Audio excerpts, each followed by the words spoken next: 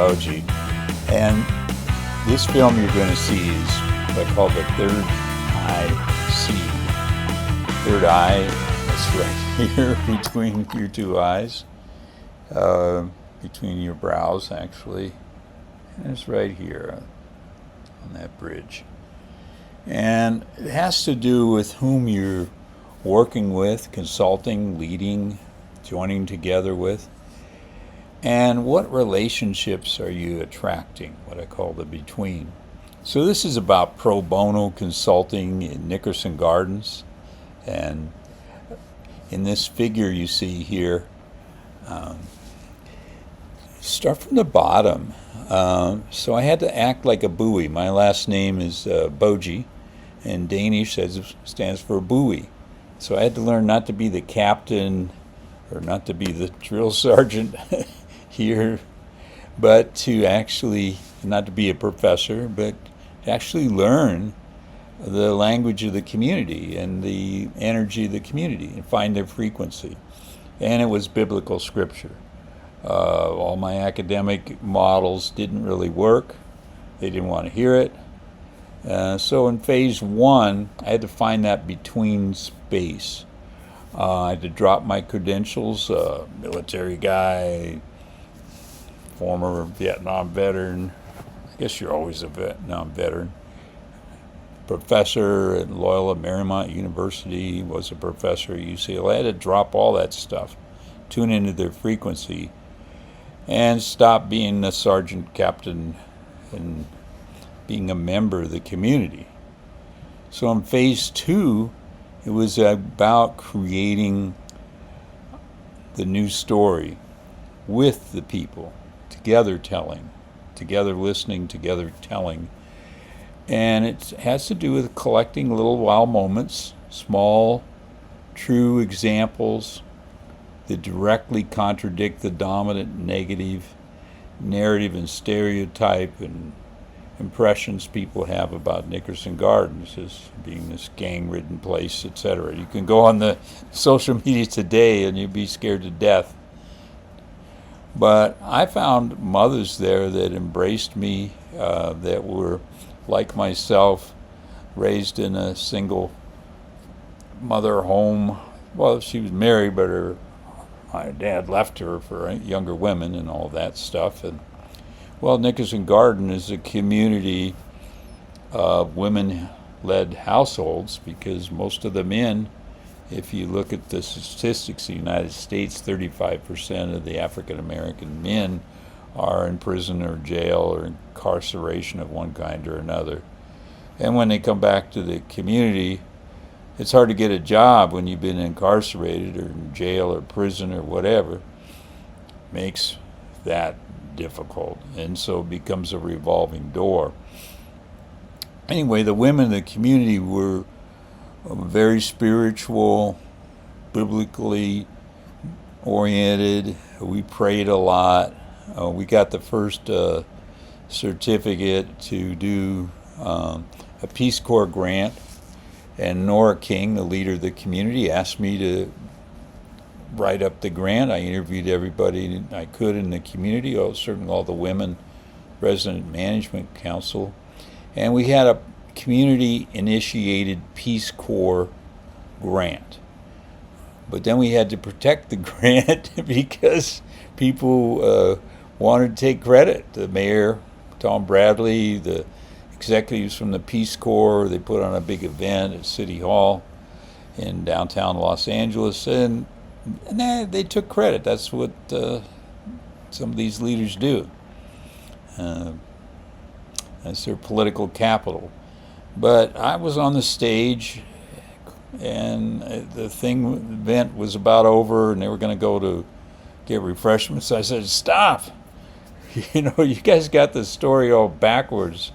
The root of this was the seed."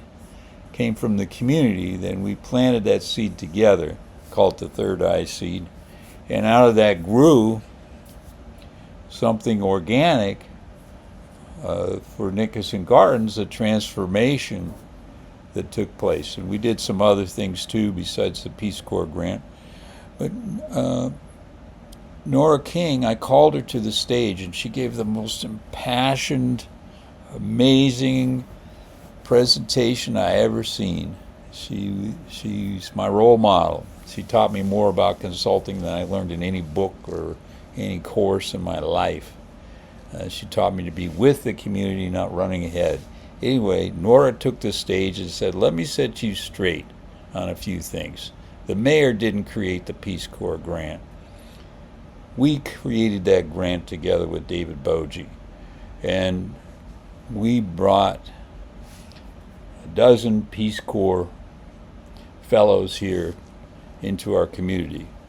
Now, are they going to live in the community? Well, Dr. Boje's living there to show that it can be done. And to be straight with you, I'm also living there at that time because divorce, bankruptcy, there's a business professor bankrupt, reading the Bible with the women in the community, and that was my life.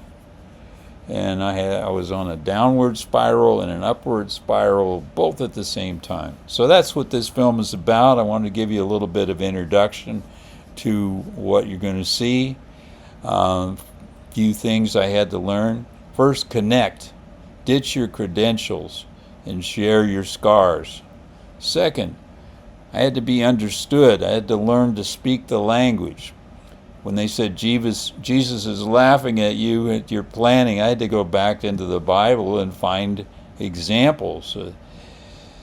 Nehemiah and Joseph, etc., who did planning.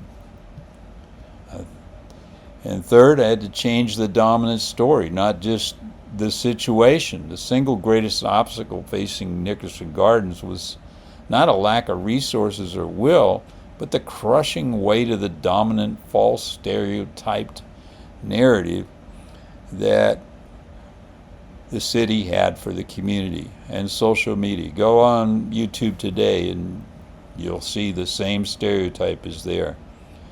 Fourth, you had to be a buoy. My last name Boje means buoy, and not a captain, not a schooled up academic. I had to be my full name, David Michael Boje. My parents named me David means beloved in the Bible, King David, and it means archangel, Michael. So David Michael, and then Boje is buoy. So beloved archangel buoy. That became a way to recharacterize. And finally, you had to seize the stage. When it's time to tell your true story, you can't be bashful about it. You might step on some toes. Not everybody's going to appreciate you telling what's true. And that comes out of the book, True Storytelling, with Jens Larson, myself, and Lena Brun. And that's what this is all about. So if we are dealing with the true storytelling principles, well, now it's scenography. It's a scene. You got to step into that scene. All the life's a stage, like in Shakespeare, and we're playing our roles. And sometimes it's time to stand up and play your role. Thank you. Enjoy the film. Today, we're going to dive into a pretty incredible story. It's about a kind of leadership that's, well, completely different. It doesn't start from a place of power or strength, but from absolute rock bottom. It's a journey that shows us how real, deep connection actually happens, and it all kicks off with one simple but really profound question. So here it is. With whom are you attracting relations? Now, I know what you're thinking. That sounds a lot like business school networking advice, right? But the story we're about to get into, it takes this question and turns it into something way, way deeper. See, this isn't about how many LinkedIn connections you have. Not at all. It's about something else. It's about developing this authentic presence, this vibe that just naturally pulls the right people towards you, the people you're meant to create things with. We're talking about real transformation here. And our story? Well, it starts in about the last place you'd expect. Okay, so let's meet our main character, if you will, Professor David Boje. And his journey into this whole new way of thinking about leadership, it didn't come from some brilliant academic insight or a lecture hall epiphany. Nope. It started when his life completely imploded. I mean, think about this. Bankrupt, divorced, and homeless. He called it his downward spiral, and it literally landed him on a Harley Davidson, couch surfing in Watts, right in the middle of Nickerson Gardens, the huge public housing project he was there to, study and help. Suddenly, he wasn't the expert looking down from an ivory tower. He was just another person trying to get by. And you can bet he got called out, like, immediately.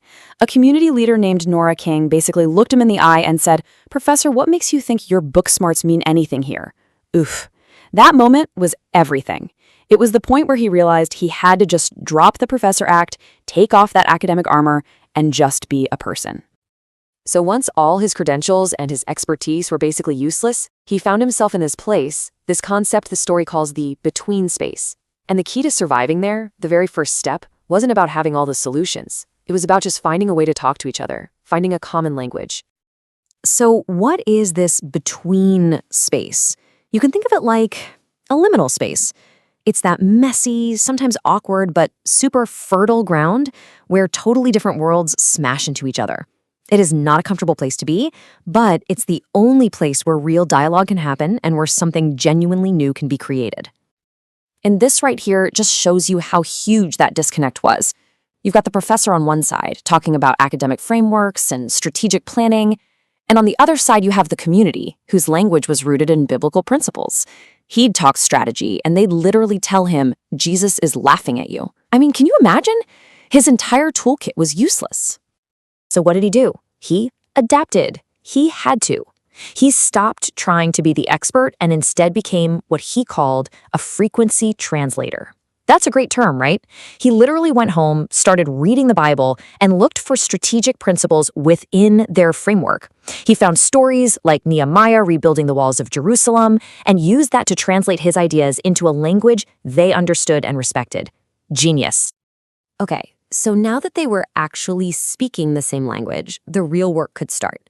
And it all revolved around this powerful idea called restorying, which is pretty much what it sounds like, actively, intentionally changing a community's story from the inside. Because look, this was the story everyone on the outside knew. The media, the police, they all painted Nickerson Gardens as this war zone, gangs, drugs, violence. That was the official story. A really heavy, suffocating narrative that they had to fight against every single day. But what Boje found on the inside was completely different. He started noticing what he called little wow moments, these little glimmers of a different truth. It wasn't a war zone. It was a place where women were the real peacekeepers, where there was this whole thriving underground economy, where people had this incredible vision for their own future. It just goes to show you, right? You have to look past the headlines. And that is the heart of restoring. It's not about manufacturing some feel-good story. No. It's about collecting these little moments of actual truth, these little wow moments, and weaving them together to create a new story, a story that's more true, and one that gives people the power to shake off the old negative labels.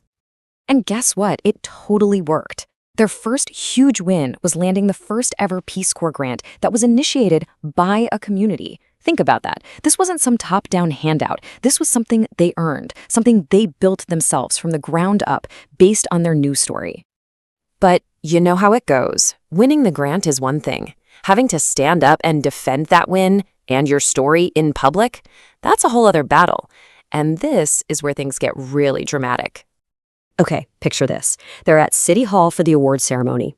The mayor gets up and starts taking all the credit, right? Making it sound like his big idea. But Professor Boje is on stage and he gently corrects the record. Then he invites Nora King up. The mayor tries to wrap things up, end the ceremony right there. But it was too late. The mic was live. And Nora King walks up to that podium and in front of everyone, she just takes their story back. She says, "You all did not do this. The women of Nickerson Gardens, they did this." Wow.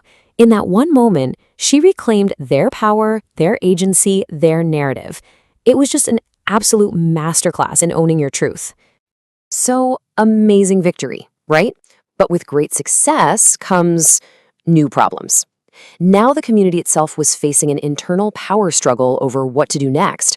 And Professor Boje, well, he was stuck right in the middle again, having to figure out a whole new way to lead from that between space. Basically, two different leaders popped up with two totally competing visions for the future. You had Nora King, who was the gardener. Her vision was all about building up the community from the inside, making it sustainable. Then you had her successor, Pam Griffin, the travel agent. Her idea was to train people up so they could get good jobs and leave. Two completely opposite philosophies. And Boje? Yep, smack dab in the middle of it. This is when he took on this new role. He decided to become the buoy. And think about what a buoy does, right? It doesn't steer the ships, it doesn't tell them which way to go. It just stays anchored, stays visible, and marks a safe channel through choppy, dangerous water. That's what he became. A stable, impartial presence that was there to help, but not to choose a side. So this whole thing was an 8-year journey. And after all that, what's the big takeaway? What's the elixir, so to speak? More importantly, how can we actually use this idea of being the buoy in our own lives, in our own work? Well, it really boils down to 3 actionable things. First, tune your antenna. You gotta know which signals to pay attention to, and just as important, which ones are just noise to filter out. Second, manage energy flows. This means you can observe all the drama and the politics and the pressure without getting sucked into it.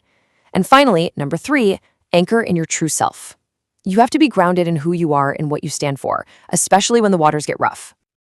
And this brings us full circle, all the way back to that first question. The big lesson here is that you don't attract these life-changing, transformative relationships by networking or strategizing. You attract them by being real, by being authentic, by showing up without all the armor on. It's about having that stable, anchored core. At the end of the day, who you are is what determines who you connect with. So I'm going to leave you with a question to chew on. Think about your world, your company, your community, maybe even just your own family. What's the dominant story that might be holding people back? And more importantly, what's the new story? The one that's full of all those little wow moments that you could help bring to life if you were willing to listen, really listen, from that space in between.